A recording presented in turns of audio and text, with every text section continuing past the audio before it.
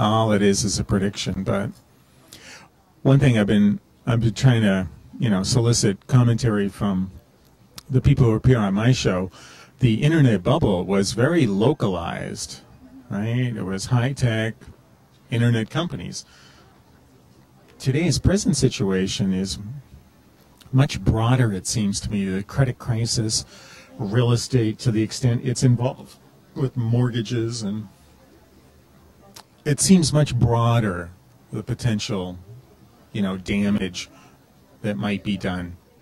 The other thing I remember from the internet bubble, how many years ago, 5, 6, 7 years ago now, was it only took a month before venture capitalists started shutting down companies that were in that cash burn mode, and there was no market to take them public anymore, and people wised up to that pretty quickly and pulled the plug on a lot of deals. So that's going to be one of our first indications, is within a month, we're still within that month, by the next board meeting, just how many of these, high flyers are going to get their wings clipped. We joke that, in California, it's half her money, right? We're all retired. The wife, it's 50% of her assets. And so all of us, many of us angels, we were titans of industry once upon a time, make our own decisions and charge ahead. Today it's half her money. So you go home and you say, honey, I've got this company and I really like it, and I want to make my usual investment. Well, there's been a lot of turmoil in a lot of people's net worth, myself included. And so if the market's down 30%, or let's say a third, to raise, let's say, $100,000 today in cash is like selling last month $150,000 worth of stock. So just how many times do I want to go do that right now, when I know that even in the best of times, many of these startup companies, they have a high failure rate. So that's the challenge. I often say, water's going out of the bathtub at a certain rate, but it's not coming back in. We're not getting a lot of exits in our portfolio. Our companies are growing and maturing, but we're not having those big IPOs on Wall Street. Now that looks even less likely in the short term. So our portfolio company is going to be continuing to grow without a big exit. So many angel investors in Southern California are in the same boat. Whatever assets they had to invest in this sector, early stage companies, that number isn't getting replenished. It's shrunk in the past month. So are we going to fund fewer companies? On paper, you'd say inevitably yes. Well, it's really easy. You just go to the website, right? It's the podcast. Well, the beauty of them is they're sitting there waiting for you whenever you're ready. So it's TheFrankPeters.Pt02.com. Anyway, my website, I've got, so many shows sitting there. They're all free. Okay, so how far back do they go on your website? Well, I keep thinning out my backlog because it's just so much material. Do you shoot every day? Once a week.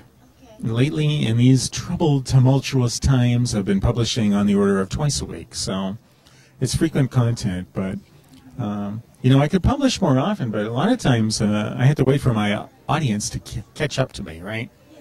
All that content takes a while to, wade through it all. But it happens all the time. I meet new listeners. I get email from my audience, and they say, Frank, I've listened to all your shows. So that's quite a commitment anyway. Well, I do get questions from my listeners, and sometimes that points me in a direction, but honestly, very seldom, now that you mention it. It just doesn't. A lot of the guests come, I call it serendipity. I'll meet you, and the next thing I know, I'll get an email from you, and you'll say, Frank, I met this entrepreneur. I think he might be a good fit for your show. You never know, but I chase down, leads like that. When through Tech Coast Angels, so many companies coming and pitching to us, presenting, it's not hard to find some of the really good ones, and are they willing to come and sit down and tell their story to my audience? Yeah, absolutely they are. So I've got kind of like maybe just 2 or 3 areas of focus is the startups themselves, the entrepreneurs, the angels that fund them, and then you go one level up the food chain to the venture capitalists and talk about, they're basically buying these deals from us at a certain point. So we have to pay very close attention to what matters to them. What investment strategies are they working on right now? Because we're ahead of them. We want to make sure that we're, on the same wavelength with our venture capital friends. And then from time to time, I interview artists at UCI. I'm on the board of the School of the Arts at UC Irvine, so I come across a lot of interesting artists, and I kind of sneak that into my programming every once in a while to stimulate my audience. And how did you find out about Tech Coast Angels? Yeah, that was before podcasting. I've been an angel investor since 1999. I got involved on the East Coast, and I became part of a fund. I was a founding member of Charlotte Angel Partners. And then the internet bubble happened. But I was a real entrepreneur, right? Yeah, I had started my own business and successfully sold it for a lot of money, and I'd done that for many years. So many of my peers at Tech Coast Angels, some might be attorneys, some might have been, operational people in large public companies, made a lot of money, let's say. But I was kind of, the role model or the poster child for the kind of person, the kind of people we were going to be funding. So I fit right in. It was a good fit for Tech Coast Angels. And so every member of Tech Coast Angels makes an individual decision to invest or not. And that's how we maintain our nonprofit status, is the organization, Tech Coast Angels itself, doesn't invest in anything. It's just if you were a member, I were a member, company comes in, we both evaluate it, you decide you're going to invest. You don't listen to me, I say don't right? No. Just kidding. So one of us invests, the other one doesn't. That's how it goes all the time. And so there's a different subset of the organization investing in these different companies. All of the profits and losses accrue to the individual members, so the organization itself is small and just responsible for the coordination of the meetings and the website and things like that.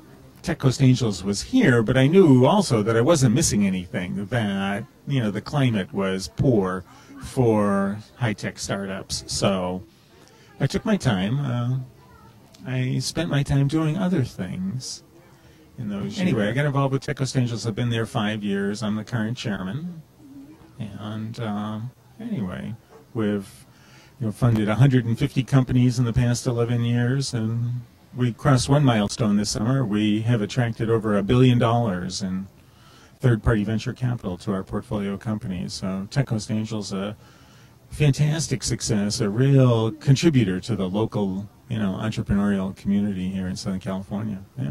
What role do you play at Tech Coast Angels?